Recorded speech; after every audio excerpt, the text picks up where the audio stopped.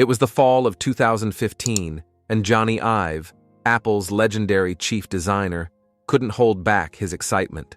He wanted to show CEO Tim Cook a concept he had been working on. Ive ushered Cook toward a minivan and asked him to sit inside. But this was no ordinary minivan.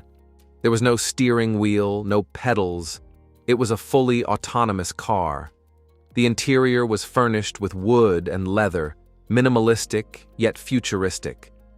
To complete the illusion, Ive asked Tim Cook to give a command to Siri, who, in this demo, was not software at all, but a human actress standing nearby, pretending to be Apple's voice assistant. When Tim asked about a restaurant on the roadside, the actress responded convincingly. It sounds like a comedy sketch, but according to The Verge, this actually happened. It was the beginning, or perhaps the first misstep, of what would become Apple's most ambitious and ultimately ill-fated project, the Apple Car. $10 billion and nearly a decade later, the project collapsed. But why? Was it doomed from the start, or was Apple close to creating something revolutionary?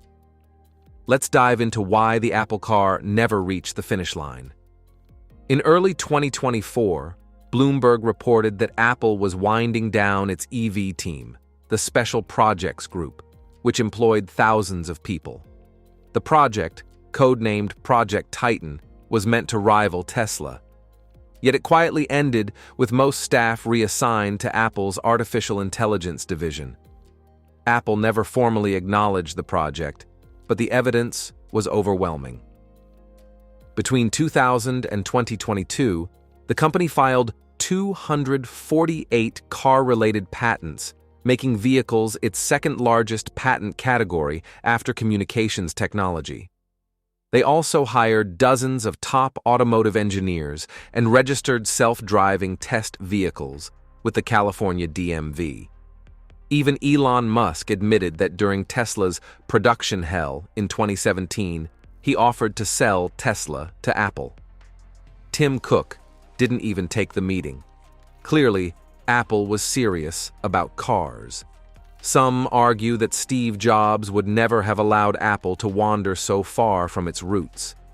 But according to Tony Fadell, one of the minds behind the iPod, Jobs did discuss building a car as far back as 2008. Jobs supposedly mused, what would the dashboard be? The seats? How would you power it? A car has batteries, a motor, a computer, and mechanical structure. Scale up an iPhone, and you could imagine a car. Though Jobs never pursued it, these conversations prove that Apple's automotive ambitions weren't born overnight. By 2015, Tesla had shown that EVs could be successful. Rivian was making waves, and the EV market was heating up. For Apple, the lure was obvious: integration of software and hardware. Apple thrives when it controls the entire ecosystem. A car would be the ultimate platform for that. CarPlay expansion. Since 2014, CarPlay had been Apple's foot in the automotive door. An actual Apple Car would take it much further: payments and services. CNBC reported that Apple envisioned dashboard-based payments for fuel, charging, and drive-thrus. Autonomous opportunity. Tim Cook once said autonomous cars were essentially robots. If cars could drive themselves, billions of hours of human attention could be freed up for Apple apps and services.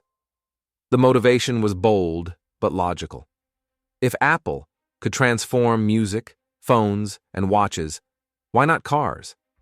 Apple's car ambitions first hit headlines in 2015 when CBS tracked a mysterious self-driving Dodge Caravan in San Francisco.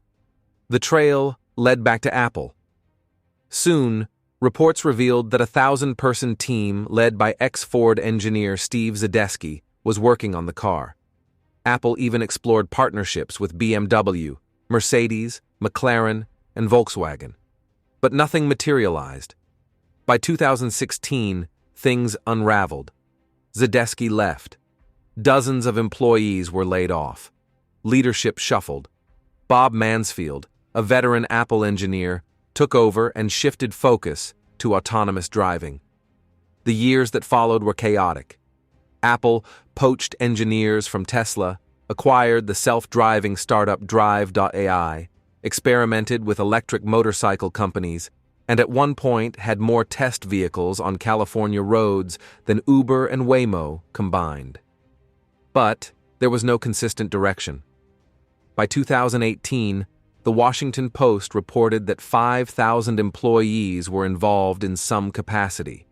Yet the project was plagued by doubts, accidents, including a near collision with a jogger, and endless leadership turnover. By 2022, Apple's leadership began losing faith. Software chief Craig Federighi expressed doubts, and many inside the company saw the car project as a joke. Then, in late 2023, Apple scaled back. Instead of a futuristic steering wheel-less pod, it would now be a sub-100,000 electric car with only Level 2 autonomy, similar to Tesla's autopilot. Essentially, Apple had reduced its moonshot vision to a modest EV. But self-driving technology is notoriously hard. Even with nearly $10 billion invested, progress was painfully slow. In early 2024, one event sealed the project's fate. Hardware executive DJ Novotny, one of its strongest champions, left Apple for Rivian.